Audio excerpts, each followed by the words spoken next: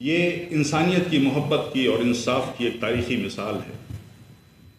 انہوں نے ایک بار یہ بھی فرماتے تھے کہ جب کسی کا جنازہ جائے تو کھڑے ہو جایا کرو جب تک کہ وہ جنازہ گزر نہ جائے، تو آئی نظروں سے اوجھل نہ ہو جائے۔ ایک بار ایک جنازے کا جلوس جا رہا تھا، حضور اٹھ کر کھڑے ہو گئے، لوگوں نے اعتراض کیا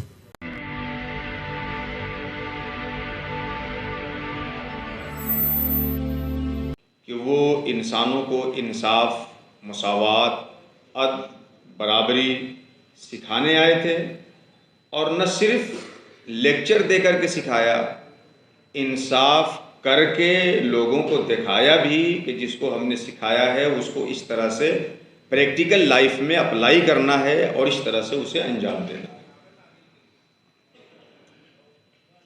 انسان، اللہ رب العزت نے جو انسان کو بنایا ہے وہ ایک گھل مل کر کے جینے والا مخلوق بنایا، معاشرتی مخلوق بنایا ہے۔ کرونا پیریڈ میں، لاک ڈاؤن کے زمانے میں، جب ہمارا اور آپ کا ایک دوسرے سے ملنا چند وجوہات کی بنیاد پہ مشکل ہو چکا تھا، تو تنہائی کس قدر سے ہمیں تکلیف دے رہی تھی اور آدمی کی ضرورتیں کس قدر مختل اور متاثر ہو رہی تھیں، کس قدر انسان پریشان ہو رہا تھا، یہ سب ہم لوگ محسوس کر چکے ہیں۔ تو انسان گھل مل کر کے جینے والا مخلوق ہے، جینے والی چیز ہے، اور آدمی جب گھل مل کر کے جیتا ہے، مل جل کر کے جیتا ہے، تو آپ جس سماج میں بھی جی رہے ہیں، آپ کی دو سچویشن ہو سکتی ہے، دو ہی کیفیت ہو سکتی ہے۔ یا تو آپ سماج میں طاقتور بن کر کے ہیں، غلبہ آپ کے پاس ہے، قوت آپ کے پاس ہے، میجورٹی ہے آپ کی، یا آپ کم ہیں، دبے کچلے ہیں، پسماندہ ہیں، آپ کے پاس اکثریت نہیں ہے۔ دو ہی صورتیں بنتی ہیں۔ پروفٹ محمد صلی اللہ علیہ وسلم کی جو زندگی ہے ٹوٹل 63 سالہ ہے، 63 ایئرس، جس میں سے 40 سال آپ کی زندگی یوں گزری جس میں آپ نے لوگوں کو اپنے نبی ہونے کے بارے میں نہیں بتایا۔ جب حکم آیا اور آپ نے اپنے نبی ہونے کا اعلان فرمایا تو 40 سال کی عمر میں آپ نے نبوت کا اعلان کیا اور 63 سال رہے، تو اعلان نبوت کے بعد نبی کریم کی جو زندگی ہے وہ 23 سال کی، جس میں سے 13 سال آپ مکہ میں رہے اور 10 سال وہاں سے 450 کلومیٹر کے آس پاس ایک دوسری سٹی مقدس شہر مدینہ ہے، وہاں گئے۔ 13 سال اعلان نبوت کے بعد مکی زندگی اور 10 سال مدنی زندگی۔ یہ ہے 13 10 23 آپ کے نبی ہونے کے بعد کی زندگی۔ اگر کوئی سماج میں طاقت رکھنے والا ہے، قوت رکھنے والا ہے، قانون پہ بالادستی رکھنے والا ہے، اکثریت میں ہے، مائنورٹی کے بجائے میجورٹی ہے اس کی، تو اس کو کیسے سماج میں رہنا چاہیے؟ اس کے لیے رسول اللہ کی 10 سالہ مدنی زندگی بہترین نمونہ ہے۔ اور جو لوگ کمزور ہیں، دبے کچلے ہیں، کم ہیں، پسماندہ ہیں، ان کے لیے محمد رسول اللہ کی جو 13 سالہ اعلان نبوت کے بعد کی مکی زندگی ہے وہ خاص طور سے نمونہ عمل ہے۔ تو محمد رسول اللہ 10 سال مدنی زندگی میں قوت رکھنے والوں کو بھی سبق سکھا رہے ہیں کہ کیسے سماج میں رہنا ہے، اور 13 سال تک صبر کی زندگی گزار کر پسماندہ لوگوں کو بھی سلیقہ سکھا رہے ہیں کہ سماج میں کیسے زندگی گزارنی ہے۔ سیرت ہمیں اسی لیے سمجھنا چاہیے کہ ہم سماج میں جس پوزیشن میں رہیں، طاقت والے ہوں یا کمزور ہوں، زیادہ تعداد میں ہوں یا کم تعداد میں ہوں، ہمیں سماج میں کس طرح زندگی گزارنی ہے یہ ہمیں سیرت سکھاتی ہے، رسول اللہ کی زندگی سمجھاتی ہے۔ 13 سالہ جو مکی زندگی ہے محمد رسول اللہ کی، جس میں آپ کے ماننے والے بہت ہی کم، دال میں نمک کے برابر، اس پہ آپ پہ ظلم ہوا، زیادتی ہوئی، آپ کے ماننے والوں کے ساتھ غیر منصفانہ اور غیر برابری کا سلوک ہوا، آپ ماننے والوں کو اور اپنے آپ کو اور اپنے ماننے والوں کو صبر کی تلقین کرتے ہیں۔ ایک روایت ہے کہ ایک مرتبہ مکہ میں نبی کریم بیٹھے تھے اور ایک صحابی آ کے عرض کرتے ہیں، یا رسول اللہ آپ دیکھتے نہیں کہ ہم پہ کتنا ظلم ہو رہا ہے؟ نبی کریم صلی اللہ علیہ وسلم فرماتے ہیں کہ تم سے پہلے کی قوموں پہ تو اس سے بھی زیادہ ظلم ہوتا تھا اور وہ صبر کرتے تھے، اور پہلے کی قوموں کی کہانی یاد دلا کر نبی نے اپنے ماننے والوں کو صبر کا شعور اور صبر کا سبق سکھایا۔ اسلام یہ نہیں سکھاتا کہ آپ اگر کمزور ہیں اور کوئی آپ کو ستا رہا ہے تو آپ بم باندھ کر کے کسی مجمع میں جائیے، پبلک پلیس پہ جائیے اور وہاں وسفوٹ کر دیجئے اور ناحق لوگوں کی جان لے لیجئے. ہرگز یہ اسلام کی تعلیم نہیں ہے. قرآن کی آیت ہے وَلَا تَزِرُ وَازِرَةٌ وِزْرَ أُخْرَىٰ، کوئی جان کسی دوسرے کے بوجھ کو اٹھانے والی نہیں. تو جو مجرم ہو سزا اسے ملنی چاہیے، جو مجرم نہیں ہے اسے سزا دینے کی اجازت اسلام کبھی نہیں دیتا. اگر آپ کمزور ہیں اور آپ کا حق چھینا جا رہا ہے تو آپ ایسا ری ایکشن مت کریے کہ ناحق لوگوں کو تکلیف پہنچے اور جو جرم نہیں کرتے ہیں انہیں کوئی تکلیف پہنچے. تو اسلام ہمیں کم ہونے کی صورت میں اور پسماندہ لوگوں کو صبر کے ساتھ قانون کو فالو کرنے کا سبق سکھاتا ہے. اور اگر ہمارے پاس طاقت ہو گئی، ہمارے پاس قوت ہو گئی، ہمارے پاس بالادستی ہو گئی، ہمارے پاس نظام آیا، تو اسلام ہمیں عدل اور انصاف کا سبق سکھاتا ہے. سب لوگ عدل کو پسند کرتے ہیں اور انصاف، جسٹس، اس کو کوئی کنڈم نہیں کرتا. سب اس کو تسلیم کرتے ہیں، اس پہ مقالہ بھی لکھتے ہیں، تقریر بھی کرتے ہیں، بیان بھی دیتے ہیں. لیکن پریکٹیکل لائف میں جب عدل کو نافذ کرنے کی بات آتی ہے تو کہیں ہمارے دوست نکل جاتے ہیں تو عدل کا جنازہ ہو جاتا ہے، اور کہیں دشمن ہمارے مقابل میں ہوتا ہے تو وہاں ہم انصاف کا گلا گھونٹتے ہیں. قرآن کی میں 2 آیات آپ کو سکھاتا ہوں جس کی عملی زندگی رسول اللہ کی سیرت ہے. قرآن کی 2 آیات آپ اپنے سامنے رکھیے، اور قرآن انسانوں کو عدل و انصاف پہ کیسے قائم رہنے کا شعور دیتا ہے یہ ذرا سمجھیے. کیونکہ انصاف سے جو چیز ہمارے قدم کو پیچھے کھینچتی ہے یا تو اپنوں کی محبت یا دشمنوں کی دشمنی. انصاف سے روکنے والی یہی 2 بنیادی پوائنٹس ہیں. اپنا فائدہ ہوتا ہے، ماں باپ کی بات آ گئی، دوست احباب کی بات آ گئی، آدمی ظلم کر بیٹھتا ہے. یا سامنے والے سے پرانی خلیش ہے، پرانی دشمنی ہے، آج موقع آیا آپ اس کا حق مار دیا اور ظلم کر بیٹھے. قرآن کی 2 آیت دیکھیے، اور ان دونوں آیت میں اللہ نے کیسے انسانی رگوں کو بند کر دیا ہے فساد کے. ایک آیت ہے یا ایھا الذین آمنوا کونوا قوامین بالقسط، ایمان والو انصاف پہ قائم ہو جاؤ. وَلَوْ عَلَىٰ أَنفُسِكُمْ، اگر عدل اور انصاف تمہاری جان کے خلاف ہو، والوالدین اب الوالدین یا والدین کے خلاف ہو، یا انصاف کی بات تمہارے قریبی ریلیٹڈ جو لوگ ہیں، رشتہ دار ہیں، ان کے خلاف ہو، تب بھی اللہ کا جو حکم ہے اور جو انصاف کا تقاضا ہے اس پہ قائم رہو. سامنے والا امیر ہے کہ غریب، اس پہ نظر مت رکھو. اس مالک کا جو خالق، اس دنیا کا جو خالق ہے، اس سنسار کا جو رچیتا ہے، جس نے اس دنیا کو بنایا ہے، اس کو خوش کرنے کے لیے جو انصاف ہے اس پہ جمے رہو، اور کسی کی دوستی تم کو انصاف سے نہ ڈگمگانے دے. اور دوسری آیت دیکھیے، قرآن میں اللہ فرماتا ہے یا ایھا الذین آمنوا کونوا قوامین للہ شہداء بالقسط. حکم وہی ہے کہ ایمان والو انصاف پہ جمے رہو، قائم رہو عدل پہ. آگے اللہ فرماتا ہے وَلَا يَجْرِمَنَّكُمْ شَنَآنُ قَوْمٍ، اور کسی قوم کی دشمنی تمہیں اس بات پہ نہ ابھارے کہ تم انصاف نہ کرو. اعدلوا، عدل کرو، هُوَ أَقْرَبُ لِلتَّقْوَىٰ، اور عدل کرنا یہ تقویٰ سے زیادہ قریب ہے. اور اللہ سے ڈرو جس کے انصاف میں ایک دن تمہیں حاضر ہونا ہے. ان اللہ خبیر بما تعملون، اللہ تمہارے سارے کاموں سے باخبر ہے. تو قرآن کی 2 آیت کہ دوستی کسی کی آپ کو انصاف سے نہ روکے، آنا دشمنی کسی کی آپ کو عدل سے نہ روکے. نبی کریم صلی اللہ علیہ وسلم جب مکہ میں ایک نظام قائم ہوتا ہے تو ایک قریش کی معزز خاتون ہے جو چوری کے جرم میں پکڑ لی گئی. کچھ لوگوں نے سفارش کی کہ حضور یہ معزز گھرانے کی ہے، اگر اس کے اوپر چوری کی سزا نافذ کی گئی تو نقصان ہو سکتا ہے، اس لیے اس کو چھوڑ دیا جائے. جب یہ بات کسی نے کہی تو اس وقت نبی کریم صلی اللہ علیہ وسلم نے جو جملہ فرمایا وہ پوری انسانیت کو اور جن کو عدل پسند ہے ان کو یاد رکھنا چاہیے. نبی کریم نے فرمایا کہ تم سے پہلے کی جو قومیں تھیں، تم سے پہلے کے جو لوگ تھے، وہ اسی لیے ہلاک ہو گئے. اللہ ان سے اسی لیے ناراض ہو گیا کہ کمزور اگر جرم کرتا تو اس کے اوپر قانون لگایا جاتا اور اس کو سزا دی جاتی، اور طاقتور اور قوت مند جب کوئی ظلم کرتا اور کوئی غلط کام کرتا تو اس کو سزا نہیں دی جاتی. سنو، اگر اس عورت کی جگہ میری بیٹی فاطمہ بھی ہوتی تو چوری کی جو سزا ہے میں اسے دیتا. انصاف قائم کرنے میں اپنی بیٹی کو بھی نہیں دیکھوں گا، جو انصاف کا تقاضا ہوگا اس کو انجام دینے کی کوشش. تو یہ ہے پروفٹ محمد رسول اللہ صلی اللہ علیہ وسلم کی جیونی اور سیرت. ظاہر سی بات ہے 12 منٹ میں آپ کی زندگی کا کوئی گوشہ کسی بھی حد تک نہیں سمجھایا جا سکتا، لیکن قرآن کی یہ آیت اور نبی کریم صلی اللہ علیہ وسلم کی زندگی ہمیں بتا رہی ہے کہ اگر آپ کمزور ہیں تو صبر کے ساتھ سماج کو چلائیے، آگے بڑھائیے، اور طاقتور ہیں تو انصاف کے ساتھ آپ اپنے سماج کو آگے بڑھائیے، کیونکہ صبر اور انصاف جس سماج میں نہ رہے اس کے تانے بانے بکھر جاتے ہیں۔ مولا کریم ہم سبھی لوگوں کو پروفٹ محمد رسول اللہ کی زندگی سے روشنی حاصل کر کے انصاف قائم کرنے کی توفیق عطا فرمائے۔ آمین آمین وما علینا۔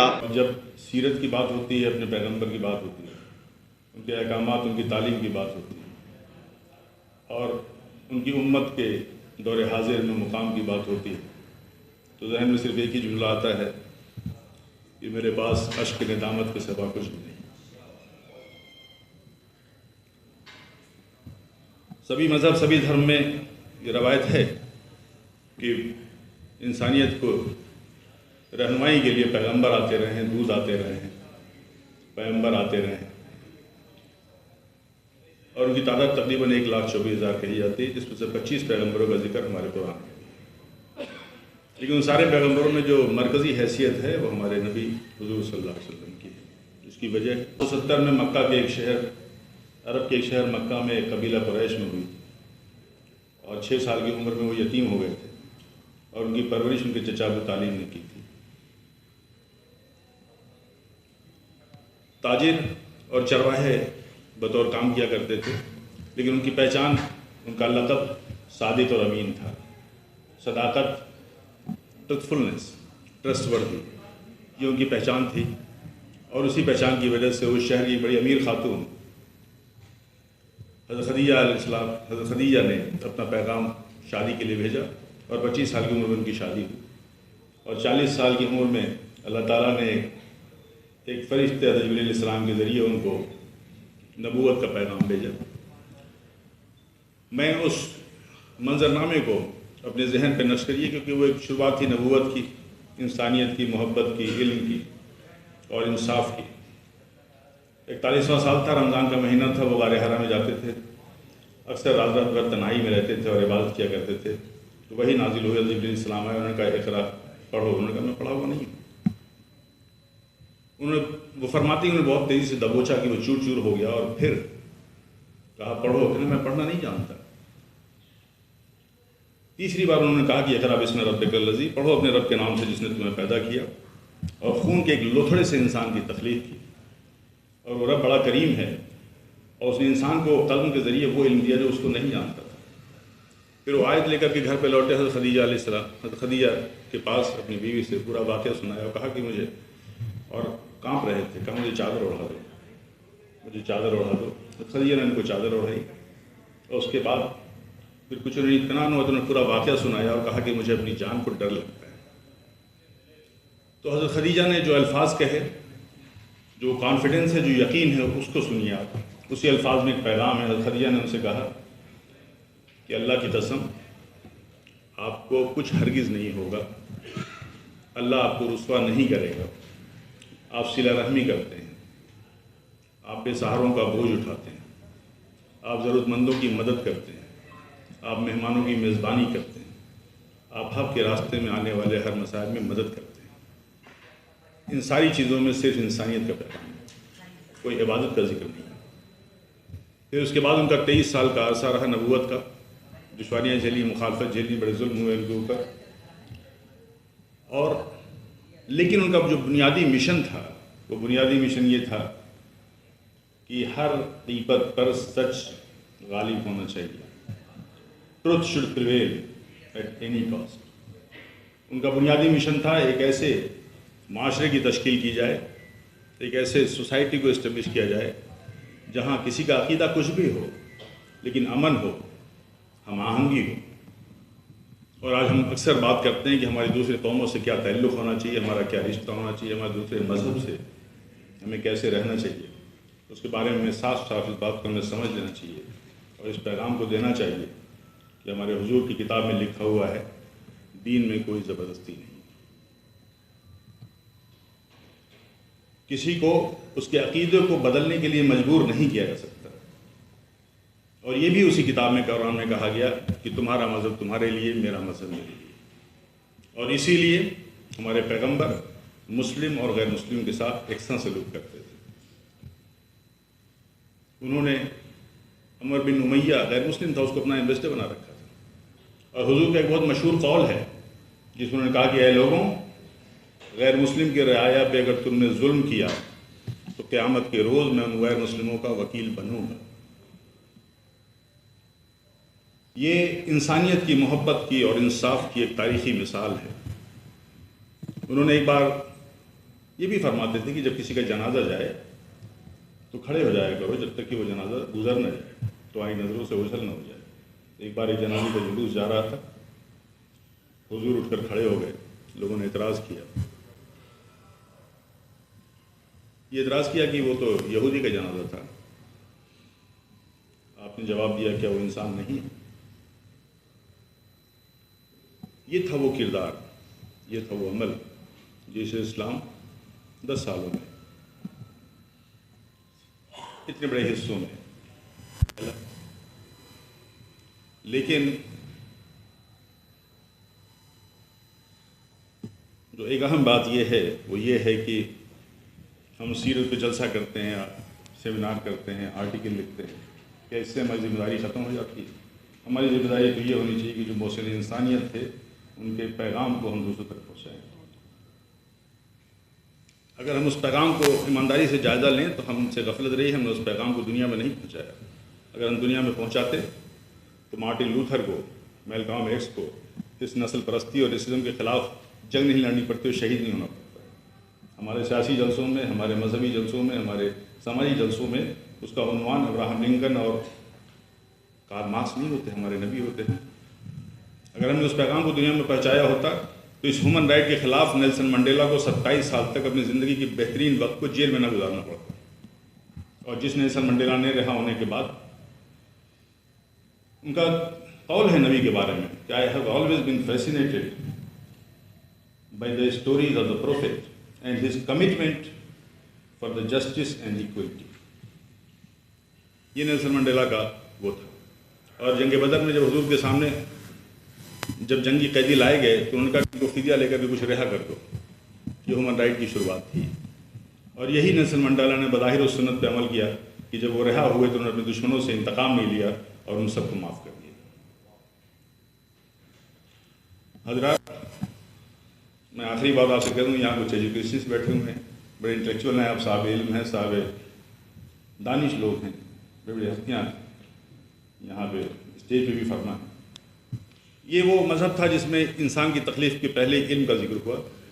یہ کہا جاتا تھا کہ جب محمد صاحب آئے تو کعبہ میں، مکہ میں کل 17 لوگ تقریباً پڑھے لکھے تھے۔ وہ بلکہ یہ بھی کرتے تھے کہ جنگی قیدیوں کے پاس اگر کوئی فدیہ نہیں ہوتا تو کہتے تھے ہمارے بچوں کو پڑھاؤ، ان کو پڑھا دیجیے۔ جب وہ کسی صحابہ کو کسی علاقے یا کسی ملک میں بھیجتے تھے تو یہ کہتے تھے کہ پہلے وہاں تعلیم کا انتظام کرو، پھر اپنی کام کرو۔ اس مذہب کے ماننے والے، اس نبی کی امت کے لوگ جو عالم اسلام کا ایک بہت بڑا چہرہ ہے، دنیا میں دوسری آبادی ہے، لیکن اگر اپنی ایجوکیشنل اسٹیٹس، تعلیمی معیار کی بات کریں تو کیا آپ یہ نہیں جانتے کہ ہمارا جو لٹریسی کا ایوریج ہے وہ نیشنل لٹریسی سے بھی کم ہے؟ ہم تعداد میں بھلے 15-20% ہیں، لیکن ہائر ایجوکیشن میں ہماری تعداد 5 سے 6% ہے۔ پرائمری ایجوکیشنز میں تقریباً 16% بچے پرائمری میں ڈراپ آؤٹ ہے، اور سینئر پہ جاتے ہیں تو تعداد 49% ہو جاتی ہے۔ ہمیں سمجھنا ہوگا کہ اگر کسی گاڑی کے 4 پہیے میں ایک پہیہ کمزور ہے تو گاڑی رفتار نہیں پکڑ سکتی۔ کسی عمارت کے 4 کھمبوں میں اگر ایک کھمبا کمزور ہے تو عمارت مضبوط نہیں ہو سکتی۔ اور پھر ہم یہ کیوں نہیں غور کرتے کہ قرآن میں سورہ زمر میں صاف صاف لکھا ہوا ہے کہ اے پیغمبر ان سے پوچھو کہ کیا جاننے والے اور نہ جاننے والے برابر ہو سکتے ہیں؟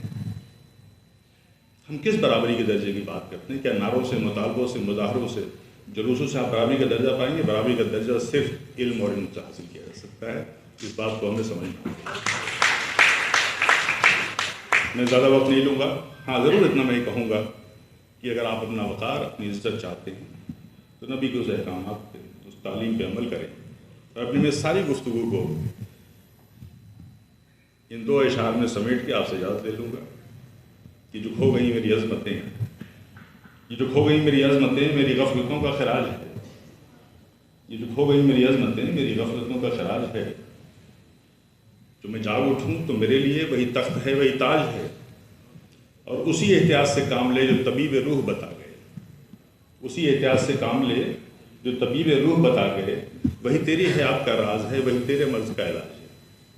بہت بہت شکریہ آپ سب۔ اگر آپ کو لگتا ہے کہ ہمارا کام بہوجن سماج کے لیے مہتوپورن ہے تو آپ ہمیں آرتھک سہیوگ کے لیے سین دکھائے گئے QR کوڈ سکین اور فون پے اور گوگل پے اور UPI اور بینک اکاؤنٹ میں کر سکتے ہیں۔ PhonePe Google Pay 9250529129، UPI 9250529129@YBL، bank account State Bank of India AC 104299462008، IFSC code SBIN 00066563۔ آپ کا چھوٹا سے چھوٹا سہیوگ سماج اور ہمیں اور مضبوط کرے گا، جس سے ہمیں بہوجن پتکارتا میں اور نرپکش بنانے میں مضبوط کرے گا۔ جے بھیم جے بھارت۔